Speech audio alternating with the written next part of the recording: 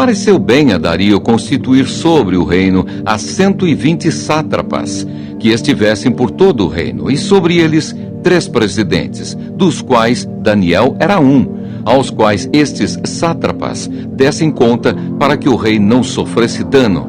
Então o mesmo Daniel se distinguiu destes presidentes e sátrapas, porque nele havia um espírito excelente, e o rei pensava em estabelecê-lo sobre todo o reino.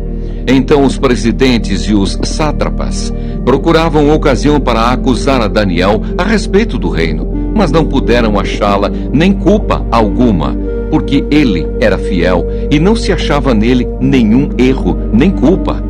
Disseram, pois, estes homens: nunca acharemos ocasião alguma para acusar a este Daniel, senão a procurarmos contra ele na lei do seu Deus.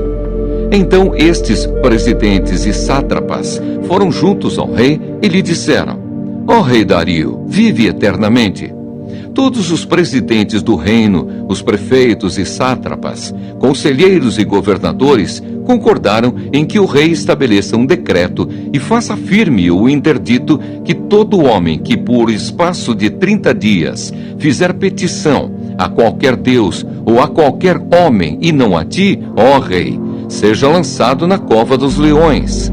Agora, pois, ó rei, sanciona o interdito e assina a escritura para que não seja mudada segundo a lei dos medos e dos persas, que se não pode revogar.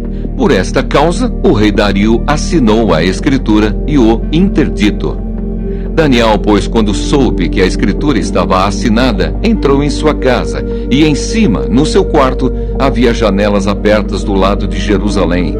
3 vezes por dia se punha de joelhos e orava e dava graças diante do seu Deus, como costumava fazer. Então aqueles homens foram juntos e, tendo achado a Daniel a orar e a suplicar diante do seu Deus, se apresentaram ao rei e, a respeito do interdito real, lhe disseram: não assinaste um interdito que por espaço de 30 dias todo homem que fizesse petição a qualquer deus ou a qualquer homem e não a ti, ó rei, fosse lançado na cova dos leões?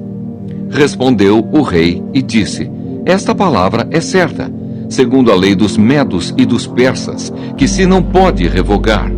Então responderam e disseram ao rei: esse Daniel, que é dos exilados de Judá, não faz caso de ti, ó rei, nem do interdito que assinaste. Antes, 3 vezes por dia, faz a sua oração.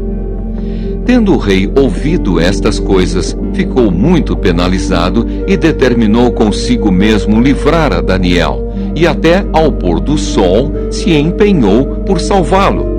Então aqueles homens foram juntos ao rei e lhe disseram: sabe, ó rei, que é lei dos medos e dos persas que nenhum interdito ou decreto que o rei sancione se pode mudar.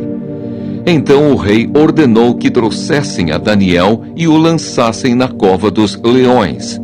Disse o rei a Daniel: o teu Deus, a quem tu continuamente serves, que ele te livre. Foi trazida uma pedra e posta sobre a boca da cova. Selou-a o rei com o seu próprio anel e com o dos seus grandes, para que nada se mudasse a respeito de Daniel. Então o rei se dirigiu para o seu palácio, passou a noite em jejum e não deixou trazer à sua presença instrumentos de música, e fugiu dele o sono. Pela manhã, ao romper do dia, levantou-se o rei e foi com pressa à cova dos leões. Chegando-se ele à cova, chamou por Daniel com voz triste. Disse o rei a Daniel: Daniel, servo do Deus vivo, dar-se-ia o caso que o teu Deus, a quem tu continuamente serves, tenha podido livrar-te dos leões? Então Daniel falou ao rei: ó rei, vive eternamente.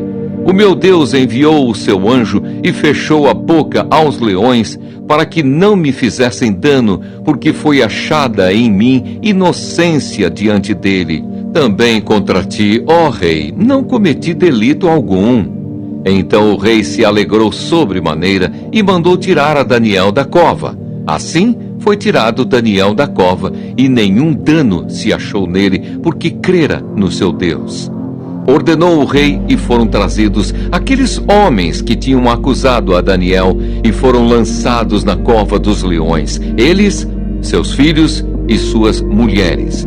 E ainda não tinham chegado ao fundo da cova, e já os leões se apoderaram deles, e lhes esmigalharam todos os ossos. Então o rei Dario escreveu aos povos, nações e homens de todas as línguas que habitam em toda a terra: paz vos seja multiplicada. Faço um decreto pelo qual, em todo o domínio do meu reino, os homens tremam e temam perante o Deus de Daniel, porque ele é o Deus vivo e que permanece para sempre. O seu reino não será destruído e o seu domínio não terá fim. Ele livra e salva e faz sinais e maravilhas no céu e na terra. Foi ele quem livrou a Daniel do poder dos leões. Daniel, pois, prosperou no reinado de Dario e no reinado de Ciro, o persa.